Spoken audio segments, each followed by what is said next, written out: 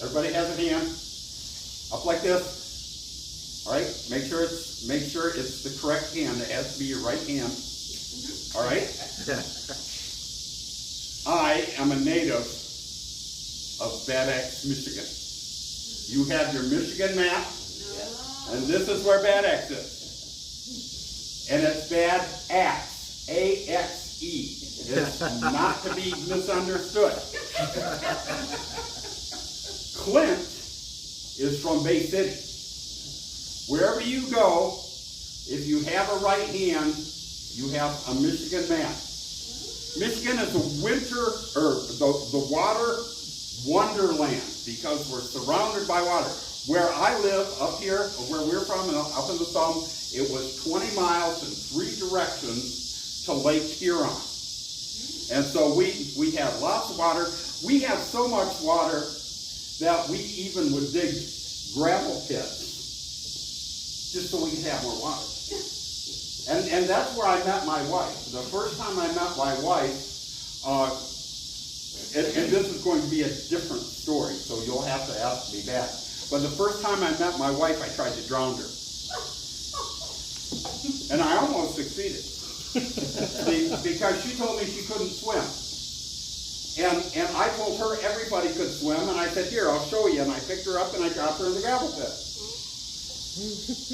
And she stood there on the bottom and looked up at me through this much water. And I knew right then that I had made a wrong assumption. Because not everybody can swim. And Barbara proved that to me that day. But that's not the story I come to share. The story I come to share comes from an author by the name of H. Allen Smith. And I don't know how many of you have ever heard of him, but he writes of Americana. And the story that I'm here to share with you this evening, because we're here for giggles, snorts, and belly laughs, right? So feel free to do any of those. If you're going to snort, though, can I ask a favor? What? Grab a water and have some on hand so when you snort, you can forget. But the story by H. Allen Smith is called The Champion Hog Caller. Now, and I'm going to tell it first person so you can believe that you can imagine that I'm H. Allen Smith. So some time ago, I found myself in the southern town of Wilson, North Carolina. And the city was abuzz because they were getting ready to host the Hog Calling Championships. Now, something like this really wouldn't interest me very much, except that I had heard that one of the participants, as a matter of fact, the reigning champion, was none other than Olaf Ray Boyd. Sometimes these other names, you just got to work to get your tongue around. Olaf Ray Boyd had made several unsuccessful runs for governor, but in the time that he wasn't running for office, he circulated around the state, making friends, calling hogs. Now, the day of this contest, I made my way down to the ballpark, and as I got there, I find that they had taken and covered all the fences with bunting. They had built a stage midway between home plate and the pitcher's mound. The bleachers were full of people as I made my way into the crowd, and the air was electric. I sat down next to a fella, and I kind of asked what all the excitement was about. And he says, "Oh, my friends, we're here, and Olaf Roy, he's going to be here, and he is a hog. I mean to tell you, he is a hog caller. And they have found someone, a little woman from just a little way down the road, Mrs. Johnson. an idea that maybe she's some pretty stiff competition. So as I sat there, I just watched the crowd fill up. There was a brass band playing. There were some girls twirling batons, and it was a festive occasion. And before too long, none other than Ola Ray Boyd himself made his way up the platform. And the crowd erupted. There were cheers and shouts and applause, and they just went wild. And Ola Ray Boyd, he just kind of looked over the crowd and waved to everybody. Found his seat, sit in. Mrs. Johnson came next. She was just a middle-aged woman, kind of plain looking, dressed in a not an expensive, but a nice dress, and she made her way up the platform. And when she came to the platform, it was like being at a boxing match when the fighters are coming up and everybody's laughing, cheering, and having just a great time. And she was announced, and a crowd erupted again, and she found herself on her way over. She sat down. Now, there were a few preliminary speeches where different local dignitaries got up and they had their chance to speak, and then they called on Ola Ray Boyd. He worked his way up to the front of the podium, and he stood there for a minute, and then he took that opportunity to remind people that he was still running for governor and that he would appreciate their vote.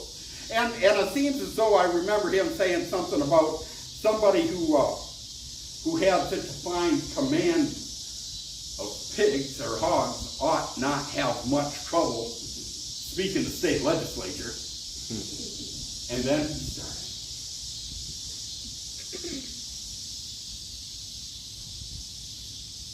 To my everlasting regret, I made no notes regarding Ola Ray Boyd's hog. He went from note to note, from octave to octave. It was melodious. It flew. It had a flow to it. It was beautiful and convincing, and it was just powerful. And it held the crowd enwrapped. They had their rapt attention. He went up and he went down. He went in and he went out. Grace note here, grace note there. Somehow he even called in harmony. And as he was doing that, pretty soon there was a ripple through the crowd. And you heard this, boo, boo, help me, boo, boo, boo, boo. And I had this befuddled look on my face, and I turned to the companion sitting beside me, and I said, what is this? And he says, oh, they calling him to do that old bull messing with the old sow. He always does it, you know. And I really have never been around an old boar that's been around an old sow, so I have no idea the noise they make, but old Ray, he knew exactly what they wanted, and he began doing the old boar messing with the old sow, and it had the crowd on their feet, and they were cheering. And then another call came through. Slop 'em, Mr. Boyd. Slop 'em. Let's hear you say it. Slop 'em, Mr. Boyd. Slop 'em. Oh, come on, you can do better now. Slop 'em, Mr. Boyd. Slop 'em. And my friend, he poked me in the ribs, and he says he's going to do 3 hogs eating slop all at the same time. And old Ray Boyd, he just burst into that, and there was grunts and slobbering and sniffling, and it was amazing the noises this man made. And before long, he was done. He bowed to the crowd, went over and he bowed to Miss Johnson, And he took his seat. Just a second, Mrs. Johnson got up and she made her way to the railing. And she held on to it like maybe the earth was going to move and she might fall off. And she held on for all her might. Her head was down, started kind of pawing the stage with her toe. And personally, I thought she was going to chicken out. I thought her nerves were going to get better and she was just going to walk away. But she kind of found herself. She smoothed out that dress that she had on. And she lifted up her chin. And she went, "Sorry!" She took a breath. And she went, "Sorry!"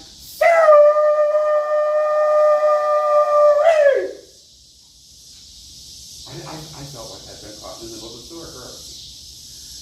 I had to be 50 yards away from her, and it just came and it swept over me. My hair blew back, and my eyes wandered across, and it was an incredible amount of power. One more time, she went, "Sorry!" And then she paused, and she went, "Hey!"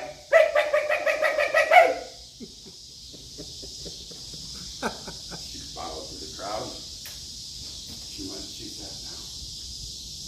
People were stunned. They knew that this was a sacred moment. Because they had heard a hog call that was truly a hog call. The old Ray Boyd jumped up and walked over to her, whispered in her ear. My friend says, "He asked her to do it again. She don't want to do it again." Any hog ain't heard that. He's got to be just plain deep. Well, it didn't take the judges long before they crowned Mrs. Johnson champion hog call. I turned to my friend and I said to him, "Do you think this will have any effect on old Ray Boyd's chances as governor?" And he says, no.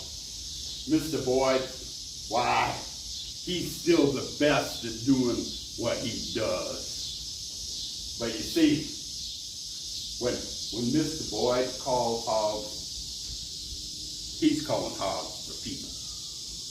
Now, Ms. Johnson, when she calls hogs, she calls them for hogs. And they is the difference.